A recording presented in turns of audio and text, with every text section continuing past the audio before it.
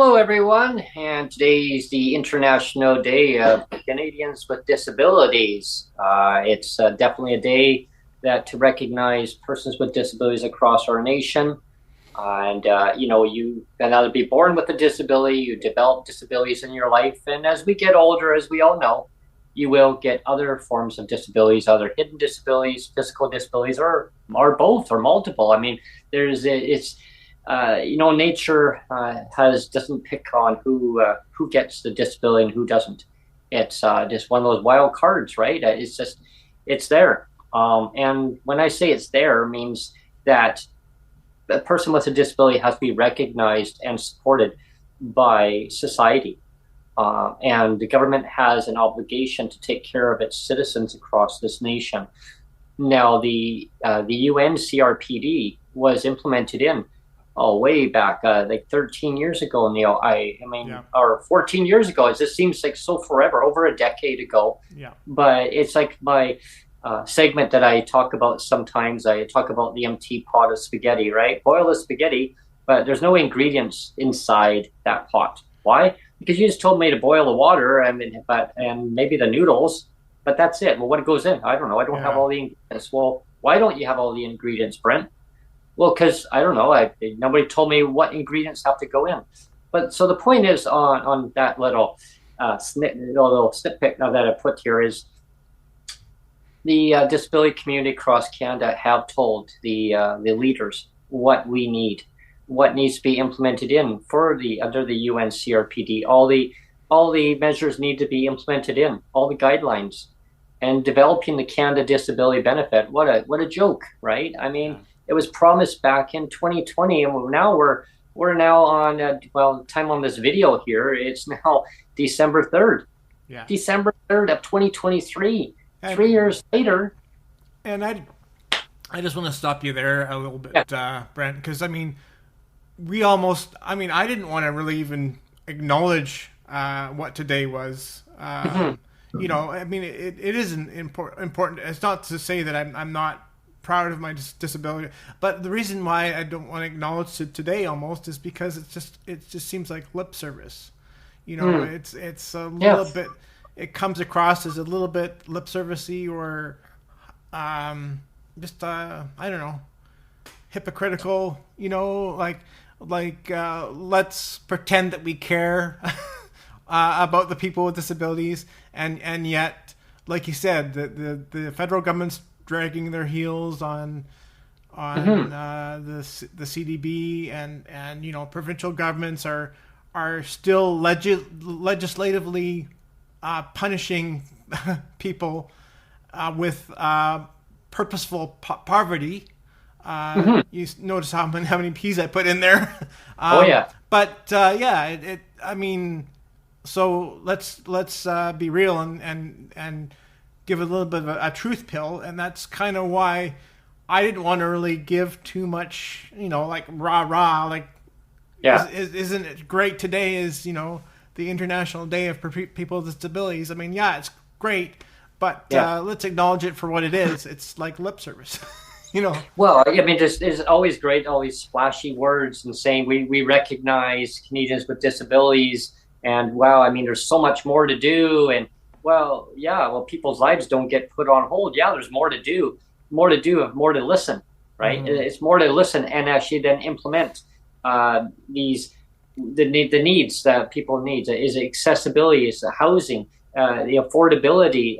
The income security? I mean, at one time, yeah, like as we talked before, and in BC, I don't know about other provinces, which I'm sure they are because I don't really hear too much chatter about it. But in BC, the disability pensions, right? It was back in the 90s. I mean, it used to be pensions, and then like pink unicorn, poof, it just magically changed it. It Yeah, just changed from you know why there was a pension. Mhm. It's because back in the 80s and very early 90s, Mhm. you know, disabilities were a respected thing. They were. They And, were. and what's so bad about respecting something? you know Yeah. It's kind of like the last podcast we did with Tom Puxon. We talked about respecting death. I mean, nobody wants to talk about death. That's something that nobody wants to talk about. Nobody wants to acknowledge. But whether you want to talk about it or acknowledge it or not, you still have to respect it. Yeah, and the fact that the government doesn't respect death, or they don't respect disability and the what's involved with everybody that has one. It's not like some it's just like it's just a disability, or it's it's just a dead spouse, or whatever. Like, it's just slough it off like it's nothing. And it's like, I'm here saying it's not nothing, and you're here saying it's not nothing, and everybody with a disability across the whole province and across the whole country is saying a disability and whatever is not nothing. Well, and that one thing I always rant about a lot, and and I talk about it on the podcast when we do these things, and I always say, like, disabilities don't get put on hold, like advocacy doesn't get put on hold. And why we have to advocate so much is because the politicians don't listen. Like, we tell them what our needs are, what has to be met, and they still have excuses. Oh, more to do, all the magic little bullet words of, there's more to do. Oh, we hear you. Oh, the fiscal situation doesn't allow us to do whatever right now. We economic times downturn. Yeah, we can't do it right now. But hey, maybe in the future, but maybe not. And so what I'm hearing echoing through the disability community, which on Twitter I hear a lot. I mean, I know you're not on Twitter now. Yeah. It's just getting so toxic with different groups that just they attack disabled people. Yeah. Where someone will say, "Well, I need help," and someone will say, "Well, just go and get a job. Just go and get a job." I mean, or there was one phrase that's really bothered me a lot was, maybe you can go get some rehabilitation service to overcome your disability. I just literally almost lost it when I read that. Right. And I'm thinking, really? And someone says, right, well, government's not a handout. Just go and figure your life out. I went to university and I became, a professional, whatever. And someone says, well, good for you. But it's not like one size fits all. And I guess the point I want to make across to people that are watching this is, like, all those magic words, like, yeah, go get a job, go get rehabilitation, whatever the case, someone's spinning it out there, right? Until it affects their life, or you live the life of a person with a disability. You can't speak for somebody else in their shoes, because you do not know what they go through on a day-to-day basis. Like, someone can say, look at me and go, oh, Brent, you look perfectly fine. Oh, you're wearing glasses. Oh, okay. Well, there's a lot of hidden disabilities that I have. I have a disability that I was born with. And I love my disability. I'll put it out there right now. I love who I am. I love my disability. Yeah, my disability is part of me. So my disability is part of me. So I can't say I don't love me. I can't say I can't love me. Because it's a part of me. So exactly. But the thing that bothers me though too is, you have organizations out there that, like you said, they have a very narrow focus of, like, let's throw money at the problem of let's, like, research the medical cure of something, or the other side of it is like you said, let's invest in job creation, or let's build a ramp or an accessible playground. Like, a ramp and an accessible playground solves everything. And it doesn't solve everything. That's where that pink unicorn comes in. And so for all those organizations out there that are just trumpeting that very narrow focus of let's build a playground, or let's build an accessible ramp, because accessibility is everything. Accessibility is one very, very small piece. You know what's a huge piece? A massive piece is the respect piece. It's the disabilities rights piece. I mean, that is the huge piece. is the yeah, respect huge, piece. very And huge. yeah, and that's the piece that I want to see focused on, and that's the piece that doesn't get focused on. People Yeah, say, the "Oh, human just build part. a Yeah, ramp, just build the playground, and that fixes everything." yeah, because the human rights part is huge. I mean, it is beyond huge. And I can give, a quick example. Recently, which I'm sure Sonia doesn't mind me talking about this part, because we just finished coming back from Nanaimo. We left on Thursday, and that's why everyone who wanted the open mic, we didn't have open mic because we actually had a medical appointment that what Sonia had to go to, so I went along. And so we left on Thursday afternoon, and talk about accessibility. Sure, someone can say, well, accessible, yeah, we got accessible transit. Well, here's the problem. The transit's still broken. So we left from Victoria. Everyone knows, I mean, I live in Victoria, okay, on Vancouver Island, which is people are watching this maybe from another area of Canada or around the world who don't know where Victoria is. Victoria is the capital region of British Columbia, Canada. It's on the most west coast of British Columbia, and we're surrounded by water here. So it's like Gilligan's Island, right? you know. Oh, right back in here, Teo. So we're the most southern point of British Columbia that you can go on Vancouver Island. So if you go across the water, you're actually in Port Angeles. So if you look at your map, and that's how the southernmost point that we are. And if you look more east from Victoria, we're actually just into parallel into the United States, into Washington. Mm-hmm. Yeah, so it's quite far down, Victoria, which I was looking at the map just yesterday. I was quite amused about that. Even Duncan, British Columbia, is actually just south of the Washington, the 49th parallel. Mm-hmm. Interesting.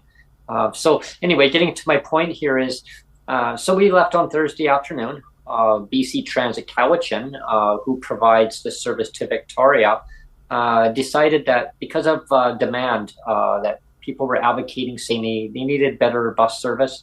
So what Cowichan Transit did was they have 4 buses during a weekday. One starts at 5 something in the morning. I haven't memorized the times, but they're early. I think 5:47 and then 6:50. Oh yeah, 5:47, 6:15, 6:30 a.m. So there's only 15 minutes between that. And then there was one at 6:45, but they took the 6:45 away and they pushed it to 9:23 in the morning. Mm.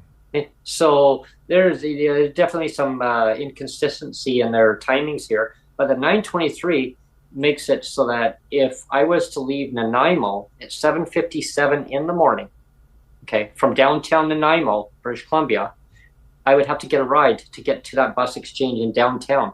So I'd have to leave where I was staying at 7:15 in the morning to get down there in time.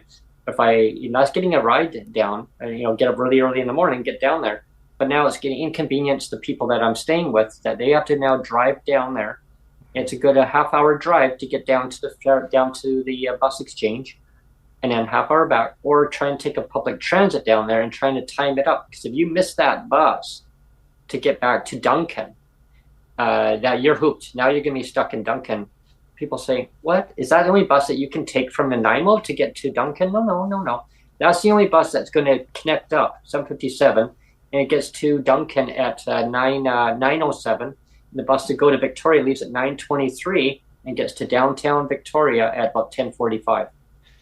So if I miss that bus, I have to now wait in Duncan. I could get there. I could be stuck in Duncan till the next morning. Well, let's try this again. But now where are you going to stay in Duncan for the night? You see, so otherwise I'd be stuck there until Saturday to come back during the daytime, which we did come back.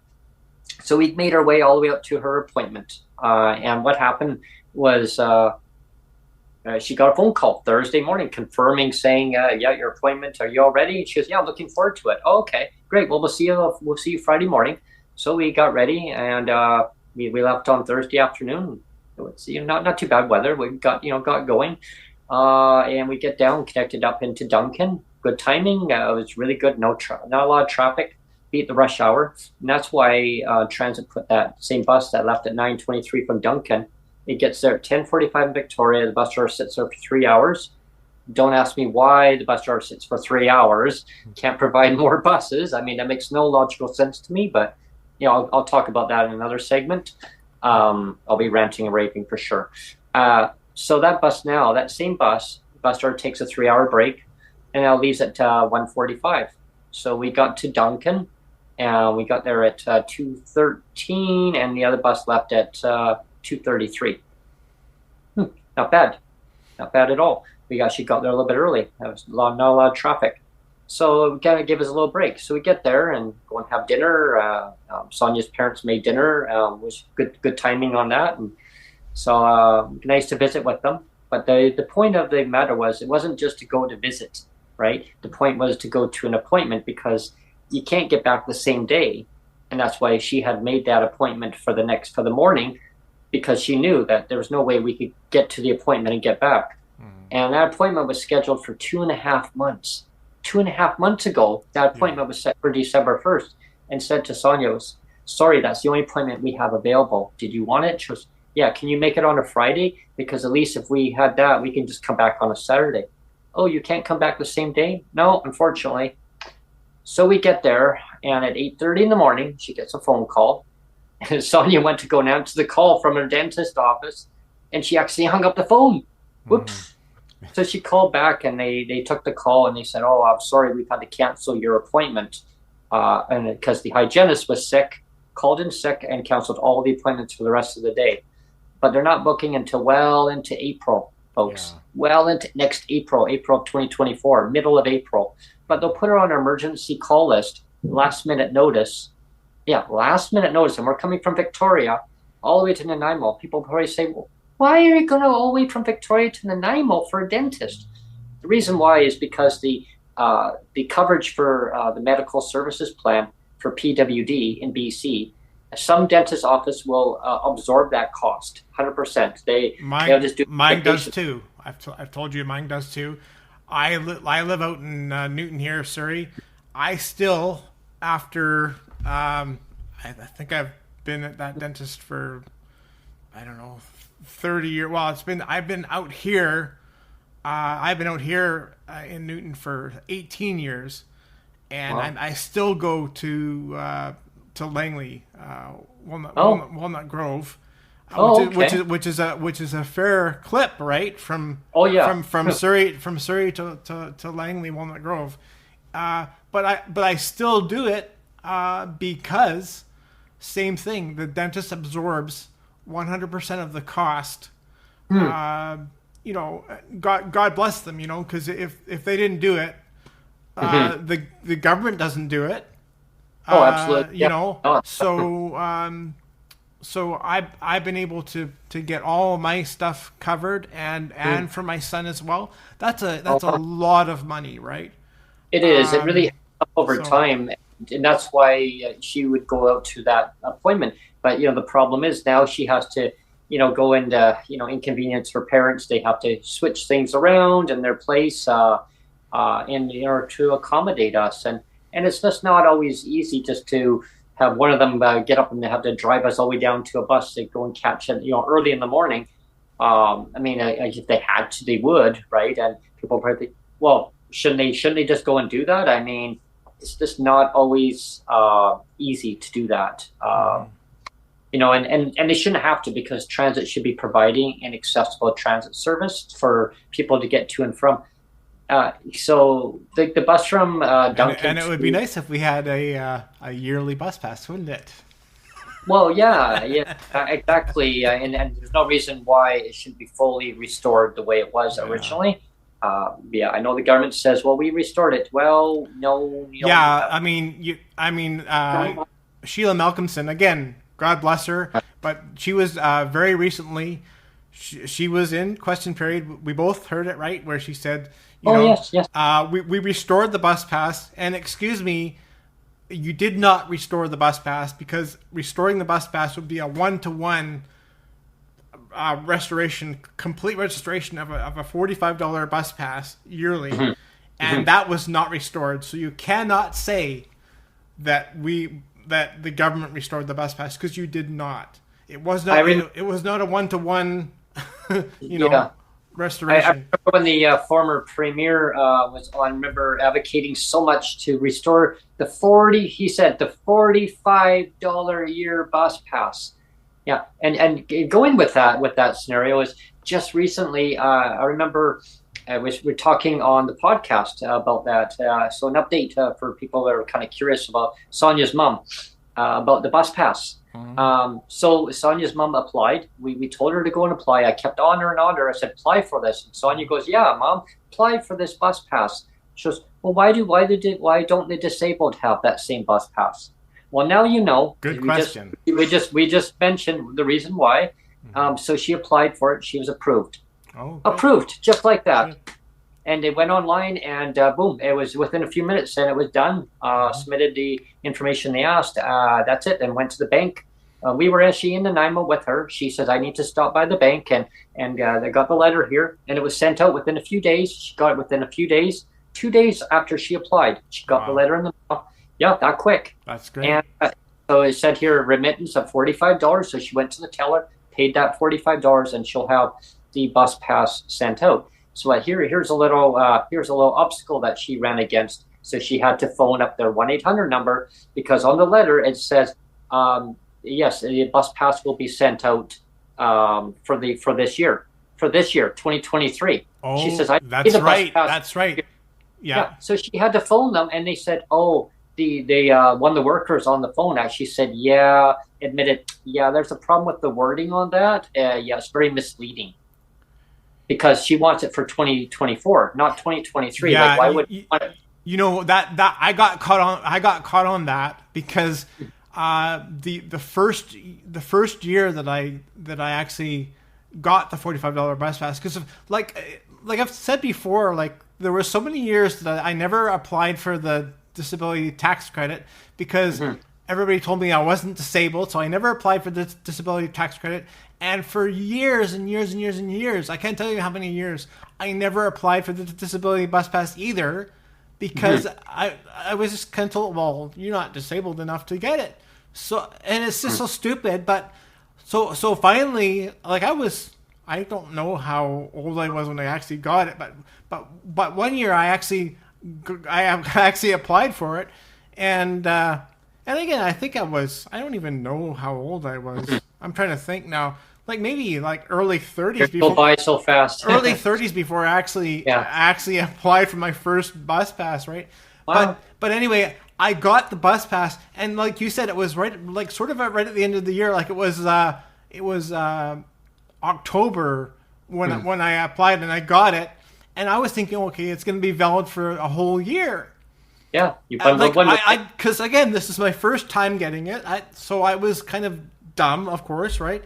So I thought, okay, I'm good for a whole year, and here I am. So it rolls over into January. I still have my bus pass, my brand new bus pass that I only had for 2 months. Yeah. And I show my bus pass, and there's a transit guy there who says, well, you know your bus pass is expired, right? And I'm like thinking, expired? I just got it like 2 months ago. What are you talking about? Yeah. And the guy says, well, are you stupid? Like, are you an idiot? And I said, well, actually, I kind of am, because this is the first time I've applied for. I don't know how it works. And he didn't actually believe me. Like, he was going to write up a ticket. Like, he was actually writing me up a ticket, because he did not believe me. And I kept telling him, like, honestly, this is the first time I've applied. I have no idea how it works. I assumed that when I got the bus pass, it would be good for a whole year. And he's like, no, that's not how it works. But so he was still busy writing up a ticket. And he finally said, you know, I don't know if I believe you, but I'm going to excuse you this one time. But it was just stupid, like, you know. Yeah, but it's no fault of yours. I mean, I would have wrote up the guy a ticket for actually not listening. You know. But I also blame the government though on their terminology. Like, note to government, change your terminology on a written documentation that, as she says, when applying for this bus pass, it is valid for, if you want it for the calendar year. If you want it for next year, please indicate yes for this year, no, like vice versa. Because otherwise, like for anyone, either disabled or even the seniors, because seniors who are not disabled can still apply for that bus pass. Because Sonia's mom is not, she's not diagnosed with a disability. Doesn't say that she doesn't have a disability, and that's what I'm trying to make a point, is that anyone can have disabilities. I mean, it doesn't matter. It's not a classification. It can happen to anybody at any time, but the bus pass program does fall under the same umbrella, again, under the same umbrella as the Ministry of Social Development and Poverty Reduction, but they handle seniors bus passes also. Now, the disabled bus passes should be under that too. It's under the bus pass program. And it just infuriates me that that still hasn't. And of course, it's all about pink unicorns. It's saying, well, some people can have a bus pass, other ones can have a choice. Yeah. You want the money, you want a bus pass. Well, as we all know, cost of living is beyond just gone way up. Okay, so having to pick and choose. You know what I mean? People who live in a rural area, fine, just give them back their special transportation subsidy, the STS. But the reason why it was taken away is because it's a small little handful of people said, hey, we need the whole system changed. Let's change it. Let's change it. Make it fair and equity in the system. Really? Is it fair? No. But, so getting to the conclusion of my journey on the transit, I only had there's only 4 buses a weekday, AM. Yeah. So it's really hard. And on a Saturday, there's only 3. So I came back on the Saturday. I had to leave there at 11:03 in the morning, and I got back in the early afternoon on Saturday into Victoria. The timing worked out pretty good. Connections worked good. A little bit more volume of traffic, but everything worked out good. The weather was great. But again, I had to come back on that day. I could go and take BC ferries from Nanaimo. I could go from Departure Bay to Nanaimo to Horseshoe Bay, take the Vancouver, the 257 express bus into Vancouver, downtown Vancouver, and then take the Canada line all the way down into what's that station called? Bridgeport Station. Thank you so much. Bridgeport Station, and then take the 620 bus out to Tsawwassen, and then take from Tsawwassen out to Swartz Bay, and then take the 70 or 72 bus into downtown Victoria, and then take a bus to get home. Right. I could do it that way. That would take a long way around. It's a lot of wasted time and effort, though, isn't it? Or I could go to Mill Bay from Duncan. I could get there, but that bus doesn't run too often. And of course, then about accessibility issue is you can get off the bus, but then you have to walk up this steep hill when you're getting into Victoria off the ferry out of Mill Bay. So that's definitely timing it up with the bus. It does come through. It's all about timing. And again, why should a person have to jump through all these hoops to try to take a long way around? And the reason why I know this about the ferry, doing it that way, and also through Mill Bay, was a BC Transit representative told me that. Well, sir, there are 2 other options. I mean, it would take you a lot longer. I go, my God, that would take me like hours. Mm-hmm. But there's that option. I go, why don't you just put the service out? So here's the easy solution to the policymakers when it comes to transit. Changing a commuter bus into an express bus. Same routing, it's just the wording. That's all it is. And the reason I found that out was a bus driver that was going from Nanaimo to Duncan told me that, and the bus driver from Duncan to Victoria told me the same thing. It's all about the terminology. That's all it is. Commuter, change it to express. And it can still do all the same stops that the bus does. However, the word express means it can actually go throughout the day. Yeah. And if I can travel from Coquitlam on the mainland bank on the Metro Vancouver all the way to Chilliwack, cross boundaries into other municipalities that BC Transit Services and TransLink's area, their jurisdiction. Get out of our area. But they actually made an agreement with all the mayors across the region to provide transit, accessible transit, and it runs throughout the day. It's a commuter service, but it's also an express service. Mm-hmm. So it means it can actually run throughout the day back and forth. It doesn't have to go like AM or PM. It can actually run throughout the day. And that's what I want to see throughout the region. More about express service, not this AM, PM commuter service, because what it does, it actually keeps people stranded in their communities. It's isolation. Yeah. On the Day of Canadians, on the International Day of Canadians with Disabilities, we need to have more inclusion within our communities. We need to have accessible transit. We need to have people being able to participate in their communities. Like, so if they want to go, visit another community, they should be able to get that, connection of getting to and from. All these barriers in place of saying, well, there's more to do. Yeah, we hear you, Yeah. but passing the buck of blaming one community against another one, or blaming one disabled group against another disabled group. And what I'm calling for also is I'm calling for that. Just stop the lip service. That's what I Yeah, don't like. yeah, the lip service needs to stop, and I want the policymakers to actually understand. Like, and I know the policymakers watch, and they watch the videos. I know they watch these videos, and I know they actually do hear what echoes in the disability community on social media. Is it either Facebook? Is it on Twitter? Some people call it X. I call it Twitter because that's what everyone knows it as. And I will always call it Twitter, regardless. And people are calling for DERB.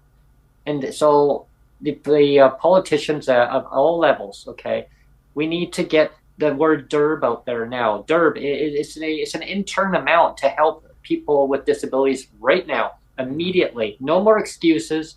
The ones that are advocating for it, the politicians right now, kudos to you. Yeah. 2 thumbs up. If I had 3 thumbs, I'd give you 3.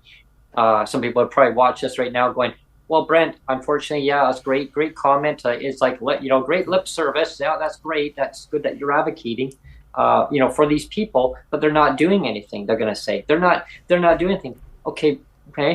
Now, here's the thing. Who's in power, though, folks? Who is the federal government? Okay. Right now, it's the Liberal, and I'm not pointing figure doing the blame game of saying, he said, she said, but I'm saying who is the federal government right now in Canada? It's the Liberal government. Now we got the Conservatives now pulling up ahead. Are they going to win in the next election? Who knows, right? Sure, we got the NDP, the federal NDP. We got the Greens. They're advocating hard. They're pushing hard, and they're standing up they're hearing our voices. And why I know that is because they come on my podcast. They've come on my podcast. They used to come on my Twitter spaces before. They're taking our voices forward, and they're pushing the federal government. Unfortunately, the federal government right now is making every excuse. The federal Liberals are making and the Conservatives keep voting down every freaking thing, okay? Stop voting down help for Canadians, like if it's any kind of benefits. And the DERB. And Christopher Freeland, please get the DERB out now. I mean, no more excuses. Just get the DERB and help people out now while you're studying the heck out of that Canada Disability Benefit, which you don't need to do. But whatever the case is, I'm not here to do the blame game. But what I'm saying is get the money out to help people now. Because people are suffering. Yeah, and it's the federal government. I mean, we're putting the blame, or we're putting things at the foot of the federal government for the CDB. But it's also to the provincial governments. Governments across Canada can say, well, like you said, there's no money. Well, yeah. I'm sorry, like, on some level I can say, oh, okay, I can acknowledge that, but I don't accept it because, to me, it doesn't, like, the cost is not, you should always be trying to do the right thing, regardless of cost. I mean, maybe that's too, maybe I'm being too idealistic, but I really do think, like, if you're gonna, like, you really should always try to do the right thing.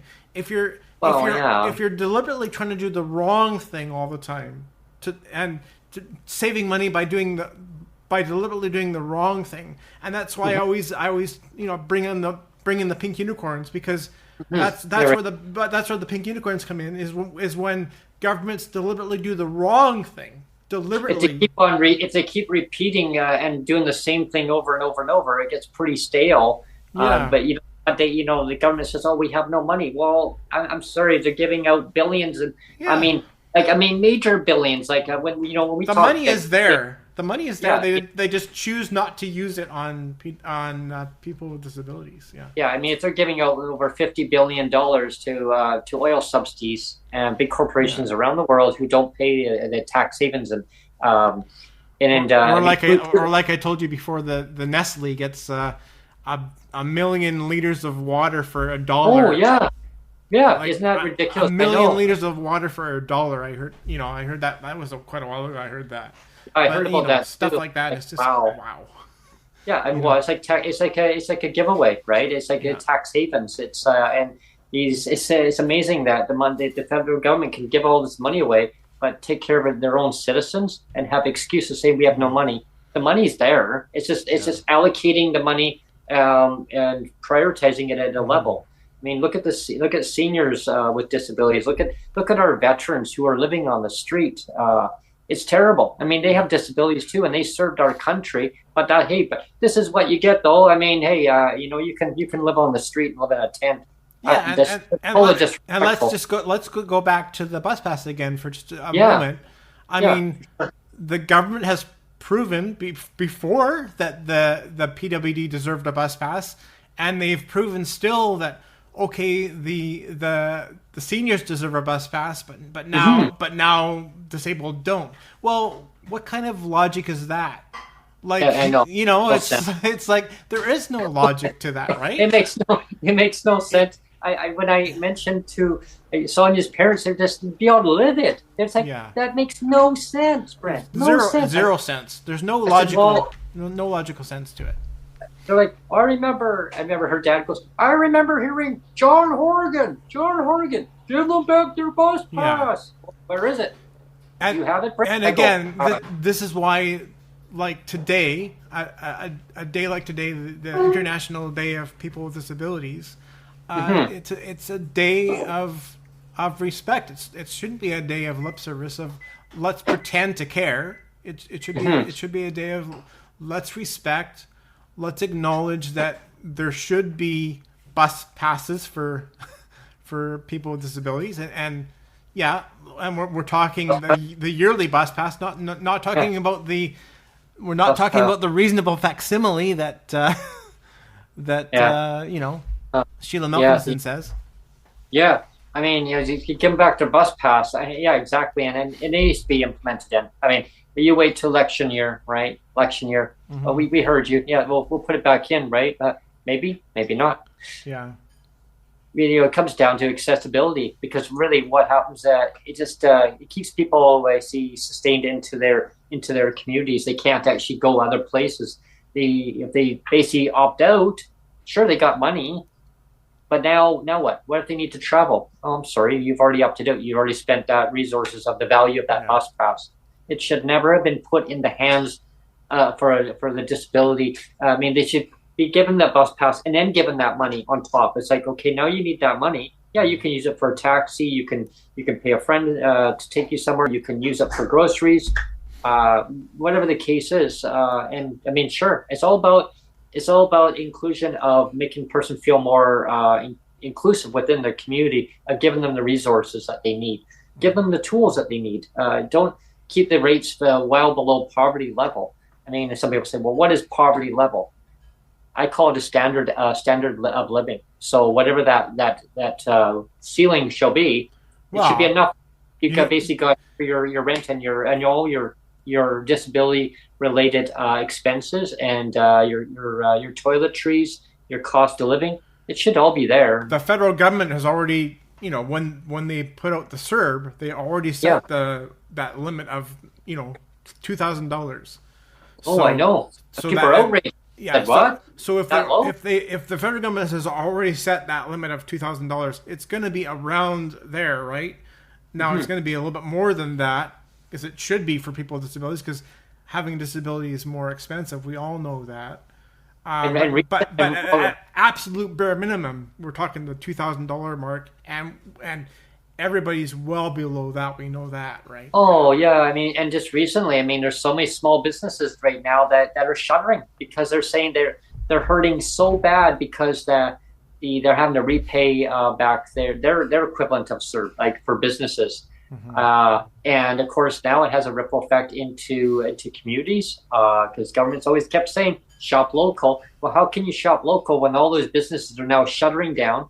They're saying they're suffering so bad economically because it was like equivalent of CERB, right? The amount that they actually had to keep their businesses going, the cost of everything going up. Because I mean, yeah, Well, but that's another thing, Brent. You've made a great point because, you know, the government always says, well, you can go to a food bank, and that's true, but you know, I go to my local grocery store because it's way more convenient. It's not convenient for me to hop on a bus and take a whole bunch of bags on a bus. It's way easier for me to grab my scooter and go for 2 minutes for a 2 minute ride on my scooter to get to the store, and put a couple bags on the handles of my scooter. That's way easier, and take another 2 minutes to get back to my house. You know, yeah, I would much rather prefer to do that. And the idea that the government says, well, you only deserve like $1,300 a month, or whatever it is. This is for me and my son. I only deserve $1,300 because I get this big clawback too still. yeah. And it's like, if they gave us more money, we would be investing. We do anyway. We do anyway. We invest our money back into the local economies. But if they gave us more money, we would be doing even more of that, and helping drive the economy. It bugs me that the government doesn't think of people with disabilities as economy drivers. We are economy drivers, and absolutely, it bugs me to when the governments don't think of us as economy drivers when we so are economy drivers. Well, yeah, I mean, and it's not rocket science for the government to understand. I mean, they just love to play with words, right? And to do the blame game back and forth. Well, when they were in government, they were in government, they, back and forth. It's like, come on, like, work together, folks. Like, work together, and actually listen to lived experience stories. Listen to real life, events that are happening and impacts our lives and everyone else's lives across Canada that have a person with a disability, because your decision making really has a profound effect on a person's well-being, what decisions they actually make in life. And like, people have heard my story. I used to live in Langley. Well, a decision, well, no, this is what we're doing. Well, it had a ripple effect, right? And I still, to this day, it's like, people, why did you move there then? Because I couldn't find a place in time. Yeah. Oh, well, yeah, go call us at the end of the month or the beginning of the month. Well, I'm sorry, it's already too late. You've already given your notice in. I mean, you got to see a place, right, to rent it. And so we found a cheap place. Yeah, you're cheap. You get what you pay for. Do we want to be here? Yeah, it's great for advocating. It's great to go to the legislature. But should I have to be advocating to tell a government to raise the rates way above the poverty level? But there's more to do. New computer systems coming, a state-of-the-art computer system that's going to be able to handle big payouts. Really? Is there a computer system for respect and for disability rights? I want to see a computer system for disability rights. maybe the computer is going to be so automated. It's going to be talking to us and saying, we understand what you're saying, Brent. It should never have been this way. You're right. It needs to be, the rates have to be to a livable amount. And yes, Brent, you're right. You're right. We need to get rid of the shelter portion because it should never have been put in place. When we just give a person a check, just like the seniors. That's like the senior citizens in British Columbia. They just get a flat amount. They make decisions based on what they feel their needs are. And you're right. If you give a bus pass to seniors, why wouldn't you give a bus pass to people with disabilities? Why not? Yeah.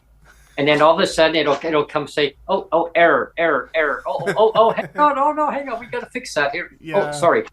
Effective immediately, Canadians with disabilities in the province of British Columbia will now have their $45 a year bus pass. Error. Hang on. Implemented immediately. Error. Effective this year. Hang on. Must have been a bug in their system, but we'll get that fixed. Copy paste, folks. That's not heard. I remember hearing that story. Some of the media would reach out to me, Brett, is this true? Is this true? They took away the $45 a year bus pass? Yes. Did they not implement it back in? Because I heard that they did. Nope, nope, they did not. They're like, oh, yeah, but apparently they say the computer system was broken. Yeah. Yeah, it was dismantled. Yeah. So, oh man, I was furious at the time. I went over to Best Buy, over to the Best Buy Mobile, over to the computer division, okay? And I said to them, well, I mean, gee, I used to work with computer programming since I was a kid. Is there something new that I'm missing here? Like, no, that's just, it's a riddle. It's just an excuse, a little game. We program computers all the time too, yeah, sir. I go, well, yeah, I mean, disk drive, copy, paste. You can maybe just burn a disk, right? You can just burn your own disks. I used to do that. I used to put like a photo album, copy it from one onto another disk, and then I used to give them away as presents. I gave one to my mom. I used to do like a whole photo album. I used to do that too, yeah.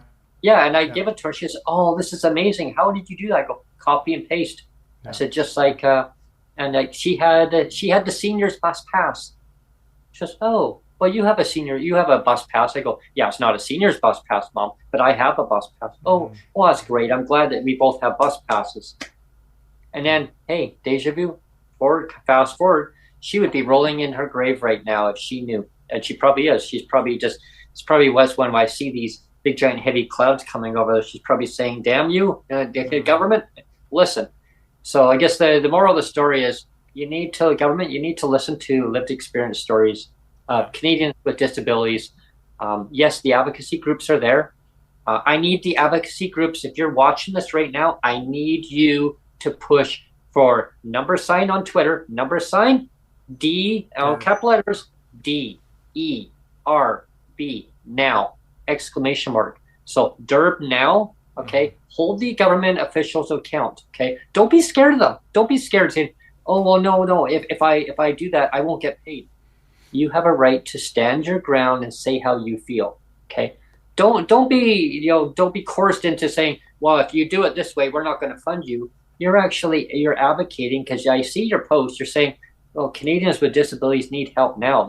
No more delays. Okay. Well, the delay is not putting the word DERB out there, DERB now in capital letters, because what it's doing is actually advocating and saying, hey, we actually believe that, yes, we need to actually get the funding out to, our citizens in the country so they can put money back into the communities. They can better their health. They can make better, healthier decisions if that's what they need for their disability, whatever their needs are. And I'm not saying what I'm saying is one size fits all.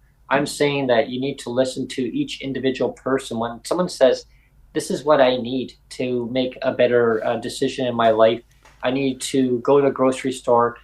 Food banks don't always give you what you need. It may not be accessible. And why should it always be, this is what we're going to be doing. And this is what you deserve.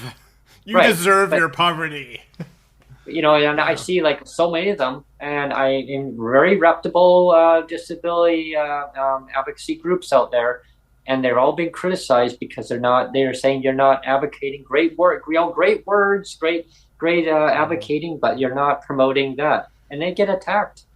Well, and then I get attacked from some of them saying, "Oh, what are we doing wrong?"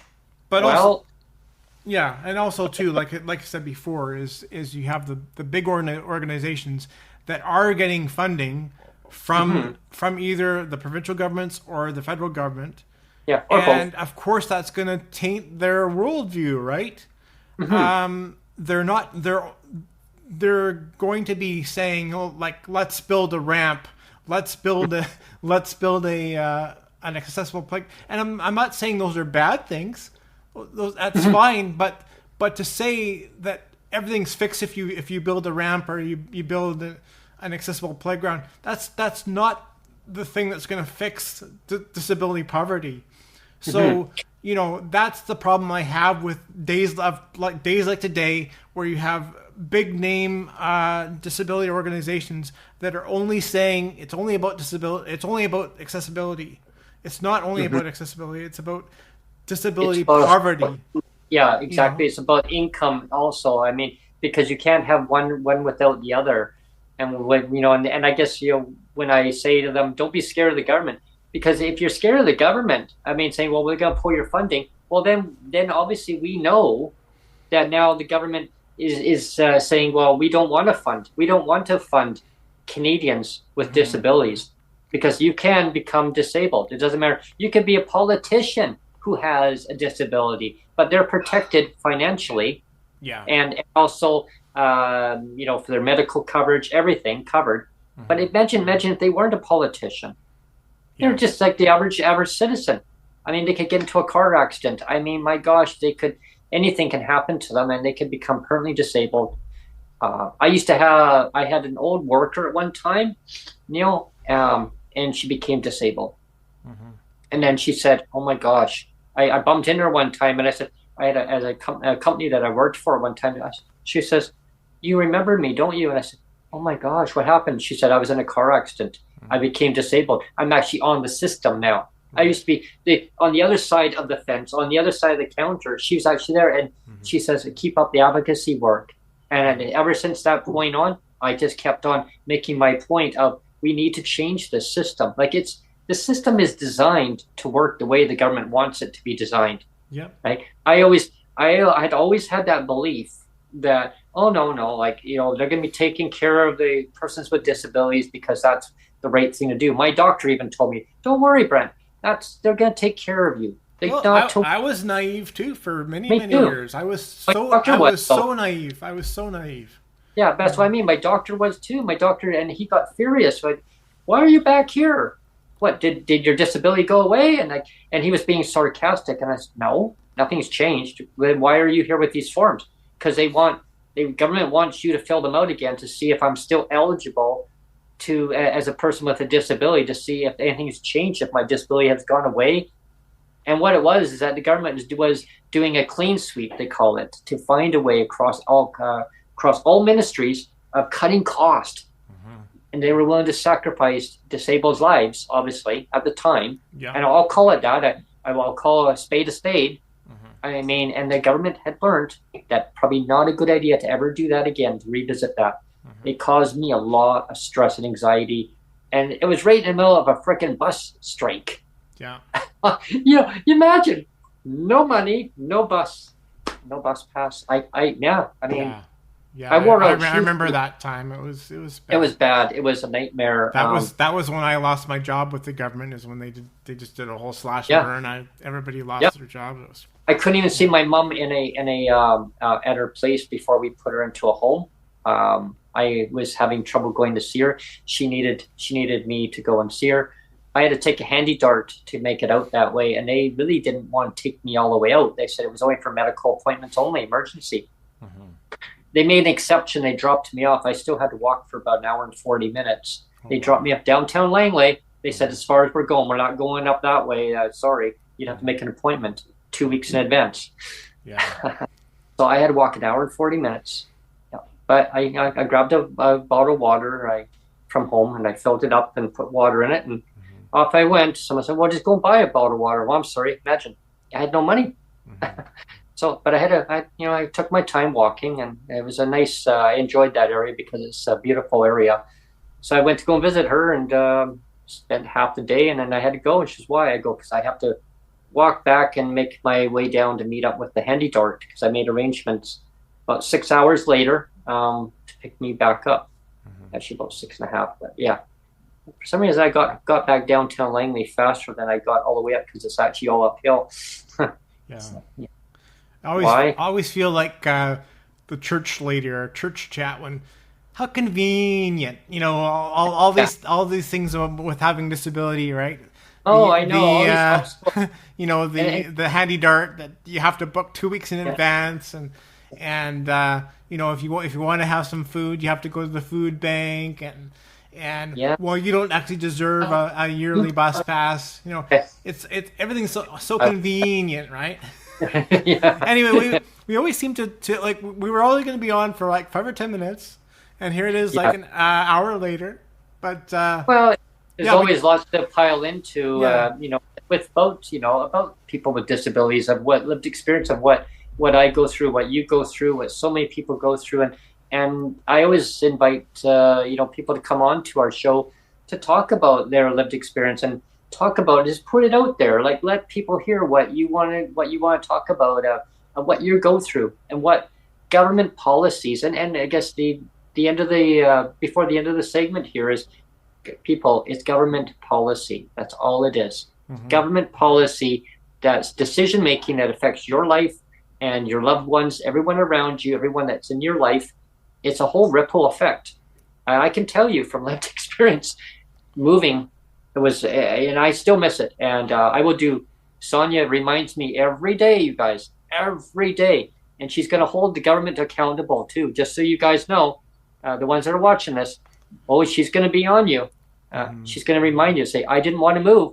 She didn't want to move. Sonia, did you want to say something before I end the segment? Didn't want to move. Hey, say a little bit louder so people can hear it. I didn't want to move. See, you hear that, folks? She didn't want to move. And what do you want to say to the government, Sonia? Raise the rates. Okay, Yeah. raise the rates, right? But no, but regarding your moving situation, what do you want to say? What do you mean? What do I want to say? What do you want to say about that? The reason why you want to be back in Langley? Everything's there. Everything's there. Everything's there. Her doctor's there, folks. We got a doctor shortage in British Columbia, and there's no doctors around. People, I read on social media, people are losing their doctor after 13 years. I still have my library card too. She still got her library card. She can still technically There you use go. her library card. Yeah, I have my library card too. It's still active, so I could go there and read the book. You know, Where's the rest? and we always talk about, we try to be very clear that we never attack the person or a politician. We're always attacking It's the policy. the policy only. And so I wanted to, I'll be a little bit like, there's the Christmas Carol, and Tiny Tim, where Tiny Tim's at the table at the end with the turkey, and they hit it at the end of the table, and he's like, God bless us, everyone. And it's true, like, God bless, all of the politicians, like, for the Christmas season. But I'm still gonna attack the policy. Like, there's no tomorrow. Like, it's like it's like all of the politicians that are really trying hard. Like, again, God bless you. But I'm gonna keep attacking hard the policy that is so punitive, so punishing, so backwards, so perverted.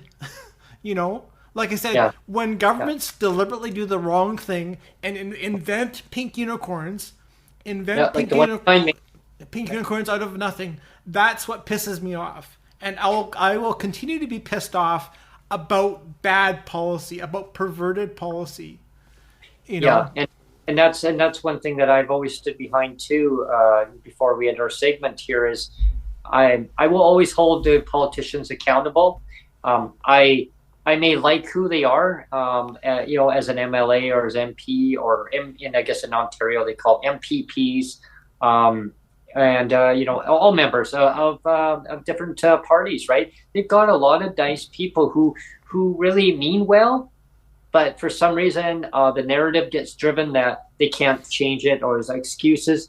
I will hold the policies. I will hold them to the policies. Like, you're there to change the policy. So it's not them directly, like on a personal level. It's the policies that are representative behind them, that they have control on changing these policies. And if they can't, then I want to know who's standing in the way of telling them why they can't change these policies. Right. And I'd love and invite to them to come on to our show and talk to us why that you're telling the government not to change the policies. So it's either the ones that are telling them to not change the policy, or is it the government that doesn't want to change the policy? Right? Yeah. So there's, or both the government can come on and the ones who are telling them not to. Yeah. That would be an interesting segment, actually. Yeah. Oh boy, that would be really good fun. But in any case, I want to put this message out to all members of the government. I want to wish you all a Merry Christmas. And if you don't celebrate Christmas, season's greetings. I don't want to, go across that bridge. I'll just say, but I always say Merry Christmas because that's what I do. Yeah. And some people say, well, it's season's greetings. All the best in the holiday season. But please listen to on this day for International Day of Canadians with Disabilities, you need to implement DERB. It's a immediate interim amount. In the meantime, while you study the hell out of this Canada Disability Benefit, people need help now. They need the resources. They don't need to be going and seeking MAID because they want to live, but they can't afford to live. So now their well-being is being affected. So they feel that they get coursed into MAID because you're approved immediately or pretty darn quick, right? Mm-hmm. Is that how our society needs to be? No, it doesn't, right? People need to have help now. They need to have hope, yeah. Right? Yeah, they need hope now, and they need to live now. Mm-hmm. Canada can afford to take care of its citizens, so let's start doing that now. We can change the channel on that. We can change it going forward. We can make Canada a better place. Change the policies. I know some people call for different methods of a GLBI, right? Whatever level that is. If that's something that the government is planning on doing, well, then just say it. Just say it. Do it. And like, rather than just words, like implement it in. Just get this going, right? Rather than these little I don't know, breadcrumbs. Throw these little breadcrumbs. Sonia has a little favorite name that she calls it. Sonia? Pittance, she calls it. Pittance. Pittance. I call them breadcrumbs. She calls them pittance, right? And those little pittance here and there are not going to do anything for people. They need ongoing help.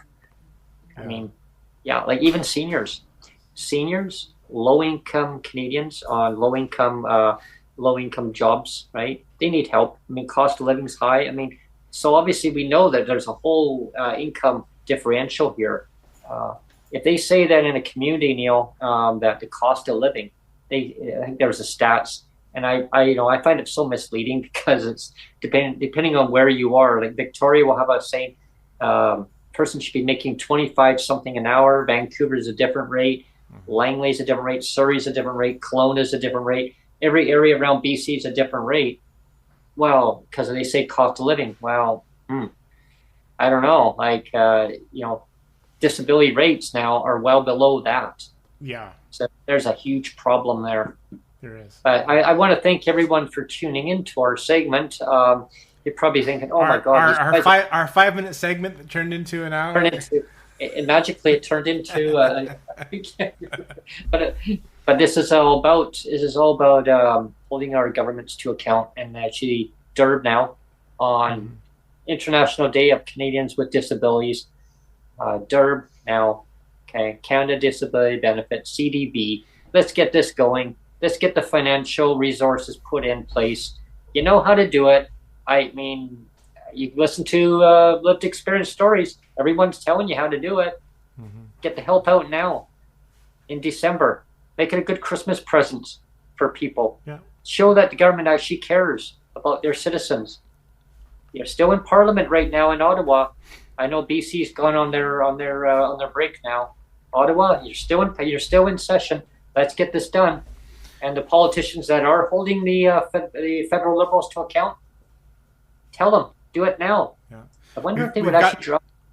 I wonder if they would actually drop the government, though. I wonder if they would actually drop the government if they didn't put that in. Oh, I wonder. One of my neighbors actually said that to me. Said, "Well, do you think they would actually drop the government if they didn't do it?" I go, no. Yeah. I said, "There's no way. There's no way the NDP." Because he said, "Well, isn't there like a supply agreement, kind of like what the BC had with the Greens?" I go, "Yeah, it's kind of similar, but there's no way that the federal NDP," I said, "would ever drop the federal Liberal government because they won't implement in the Canada Disability Benefit." I go, "In reality, they should. They should, because it was promised over 3 years ago, right? But there's no way that they're going to." But kudos to the ones that are advocating, that are putting pressure on the federal Liberals. Let's just get it done. Let's get it done now. No more spin. Let's get it done. It affects people's lives. We've got some good shows coming up, starting tomorrow. Tomorrow we're going to have Cassandra Pollock on. She's going to be. It's going to be one of the disability stories. It's going to be our second one. She's going to be talking about her homelessness experience. So that'll be a good show. And we got some other ones coming up. If you check the calendar, we have Mike Maurice coming on Is it the 19th? Yeah, 19th. That's right.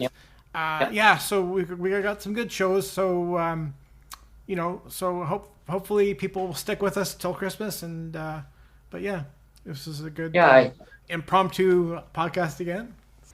Anyway, I did want to say too, as a producer, we're getting close to another end of year again, and we've already hit 75 shows, or actually tomorrow will be our 75th show. So it's pretty good for a year to be already at 75 shows.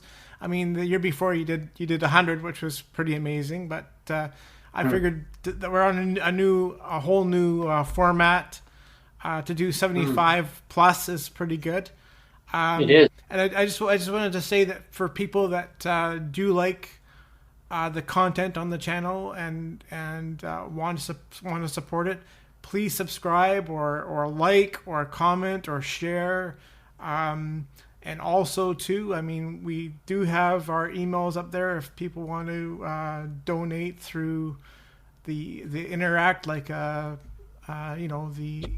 Interact e-transfer or anything like that, because my bill is coming again soon for example for the Zoom license. It's going to expire soon. It's going to expire right at the very beginning of January again, so I'm going to have to be putting out another $200.